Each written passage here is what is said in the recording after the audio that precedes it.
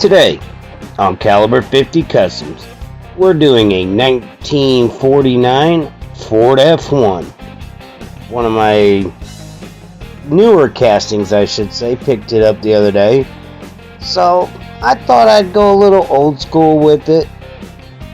And let's just see what we come up with. So why don't we head on down to the range and get started.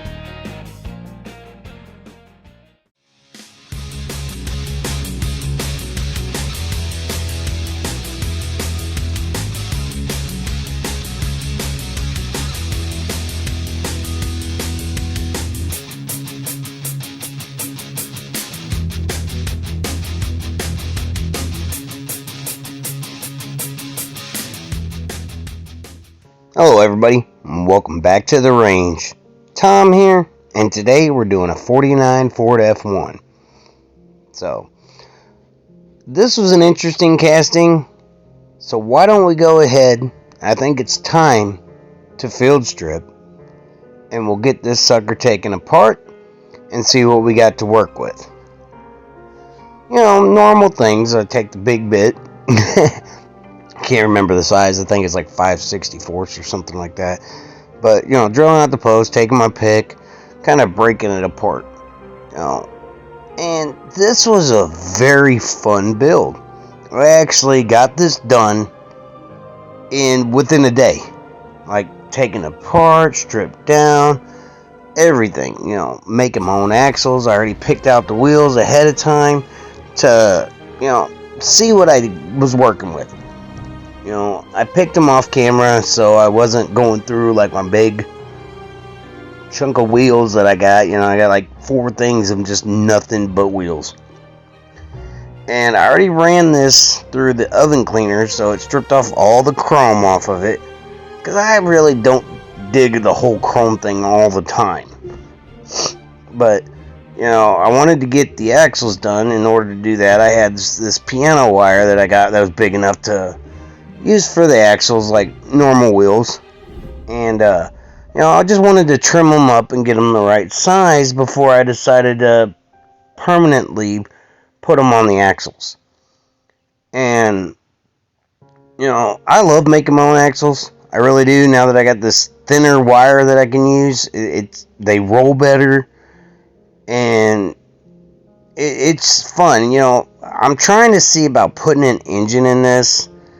And the engines I was going through, they weren't working out. So what I did was I took some engines from other castings that just were the top portions of them that was just like kind of sitting in on them. And I found one that way. You know, I was just trying to see what would look good and, you know, kind of, you know, would fit the vehicle. And what happened was I ended up finding one that came off of an IROC Camaro. And so, you know, I kind of detailed it up with the chrome pen, you know, because I didn't really want to do any more than that. And, you know, I wanted to make sure that it was going to fit perfect and, you know, just kind of go along with it. And it did. It honestly, it went well.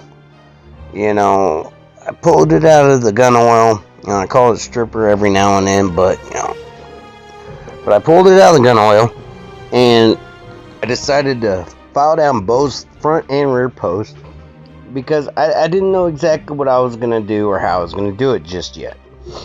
And, you know, the back post, you know, I filed it down good enough, and luckily enough, I didn't drill all the way through the bed part. And, you know, right now I'm just kind of deciding, you know, what all I want to do. I didn't file down the front posts. I ended up taking my punch and, you know, putting the hole there so I can put my drill bit in.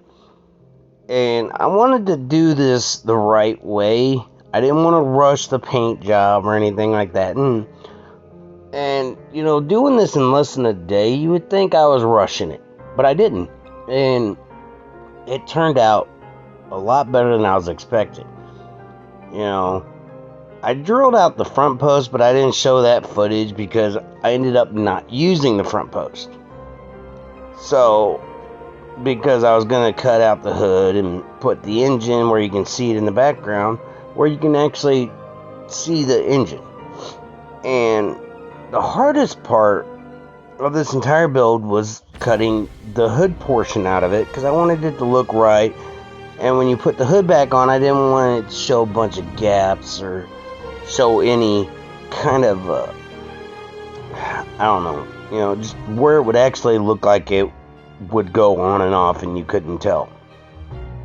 And, I left it, starting off with, I left it as is, just putting the screw in there just to hold it in there, at least until I could get started on what I was actually going to do, because there was only going to be one post in it, and I was going to end up gluing the base into the front, because for some reason, when I would put the screw in the back, it wouldn't fit. It left a little bit of a gap for the front grill. And honestly, if I would have left the front post in, and it would have been fine. But I'm taking my steel wool here and, just kind of going over it, just kind of brushing it down. I don't use a wire brush because, I don't know, I just kind of go through them way too easy. So I can use steel wool and get quite a bit of castings done. And I've already punched the holes on where I was wanting to take my jeweler saw and trim it up. There's not much footage because it's all off camera of me cutting it. And right here, I'm just kind of checking just to see how the lines were going as I was cutting. Just to make sure everything was going where it was supposed to go. And, I wasn't gonna, kind of go off course. Which, I did for a little bit. But I kind of smoothed that out and got it back into place. And kind of the look I was going for, actually, it kind of turned out pretty decent anyway. And like I said, the hardest part of this whole build was just cutting that hood. That was the part that took the longest, because, at the beginning of the movie, at the beginning of the video, I said I was going to go old school. In a way, I did go old school. I didn't put a big old blower engine in it or big old slick wheels. I went old school, like white wall lines and you see here, that's like, honestly, I was really happy with the cut. I took my time with it, and, I don't know what it is, just some cuts don't always come out like they should. I'm thinking I need some smaller jeweler blades and maybe some smaller drill bits. I don't know yet. But I'm taking the file and I'm actually filing down some of the sharp edges that was on the inner portion of the truck. And you see here that I put the hood back on. Well, it kind of fell off there, but I'm kind of just testing everything just to see how it looks. And, you can see the engine sticking out, and I was really happy with the way that turned out. And I had to file down some of the insides after I cut the post, because the engine just was not fitting. It was just kind of bulking up the hood. So I sanded down some of the bait underneath of the engine, and also the top of the interior that was holding the engine on.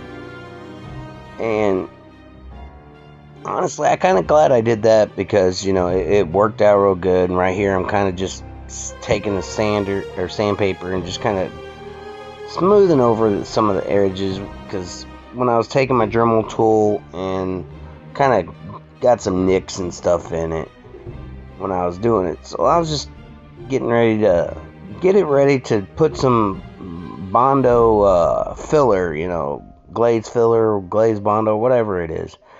And I was just going to take that off, put that on there. And when it got dry enough, I was going to, sand it down, smooth it up, just to see where I could go with it. And honestly, it filled in like one or two of the little gouges that I had, which is fine. Because the way I was going with this, I wasn't going to go all nice and clean. And, I wasn't going to go like extreme with the paint job, or get decals put on. And, honestly, this truck, I didn't want to do decals. I do not want to do decals on it. I didn't want to do a fancy paint job on it. Well, in a way, it's kind of a fancy paint job. But I'm kind of going over it. And I'm not big a Ford person, but I really like this truck. It's not the first one I've had. It's kind of like the second or third 49 Ford I've had.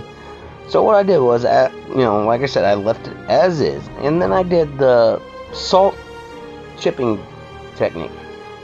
Put a little bit of water on, dabbed it on. Then I got a medicine bottle. And what I did was I took and put holes in a bunch of it. Made like a salt shaker.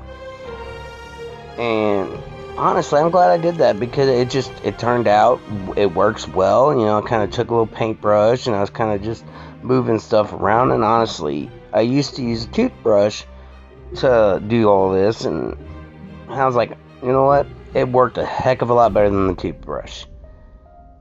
So I did it multiple times. If you like what you see, don't forget to subscribe and hit that bell for further notifications. What I did was I actually mixed up some gray to make a primer color.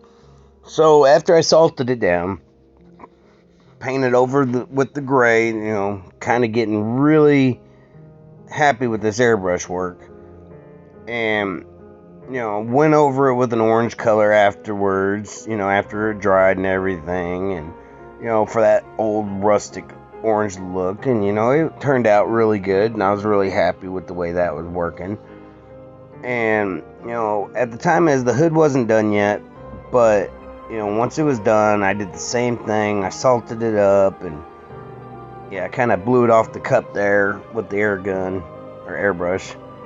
And I did multiple coats of the orange on the body just to kind of help it look darker, and, in some areas. And, I'm taking the interior, just doing the back half of the interior, the same way, because it's going to look like the bed of the truck. And here I am dusting off all the salt and stuff after it's been already through primered gray and the orange, and, just wanted to take it off. And, it's man, I love how it turned out. I really love how it turned out. I was really happy with this one. Probably one of my best rustic barn find kind of builds that I've done. And I wanted to make sure, it kind of looked that way, but I didn't do just the orange and the primer. You can still kind of see part of the primer. And it came out to the point where, I did the hood in a different color. I ended up taking the hood, I'm taping off certain areas of the truck because I'm going to do like a different color, kind of like a couple of the quarter panels, a couple of the fenders. And I'm going to do them a different color, maybe a portion of the door. And I really like how it turned out, and especially because what I did was, after I taped it off, I took the salt technique, and I did it again. I did another salted area, just kind of gave it that chip paint effect. And, I wanted to kind of look like somebody was in the process of putting it together, like it was a multicolored truck. And, I taped off pretty much almost 3/4 of the truck. I took little pieces, tore them up, and put them on the front fender, so it just kind of looked like part of the front fender was just, done over. And excuse me. And I did part of the door, and I decided to go with the Laguna blue, I think is what it was. It was really light blue, and I took a little bit of like a white color, mixed it in where it became a little bit lighter. And I'm only doing portions of the truck because I wanted it to kind of give it that look, like that old barn find look. And the hood I'm going over in a black. And once it dried, and I got the salt off of it and everything like that, it kind of gave it a flat black look, which I really enjoyed that. I really liked how that looked.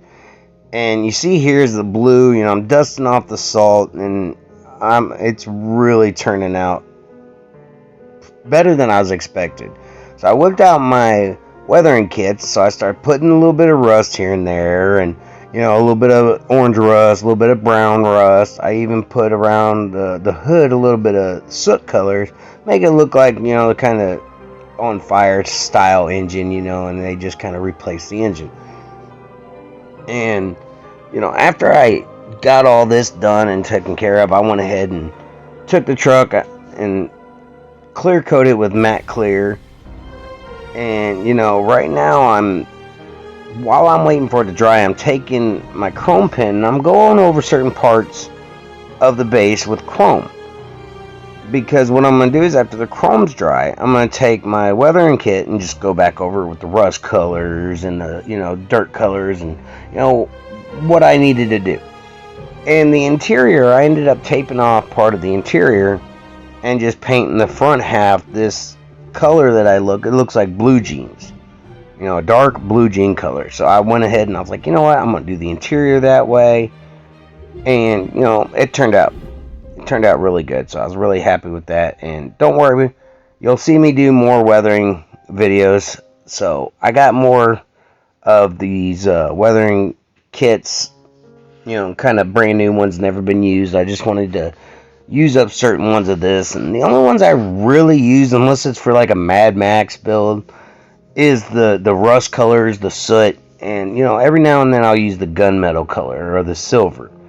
But I use majority the two rust and the soot. But y'all remember what it started off with. It was really nice purple. I'm not a big purple fan, but I've had some really good luck with purple castings since I started doing airbrushing. And once again, I'd like to thank Paul, who sent me a airbrush, and it's been working really good. And I hope y'all really enjoyed this video, because I really did. So why don't we go ahead and see the final result.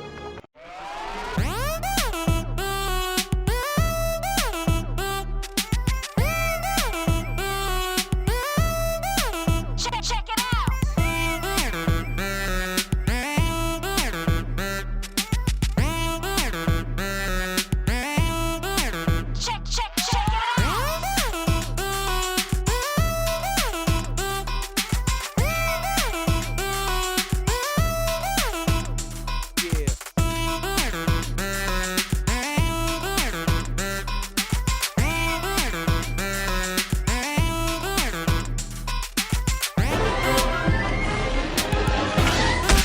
And I'll see you next time at the range. Beep, beep.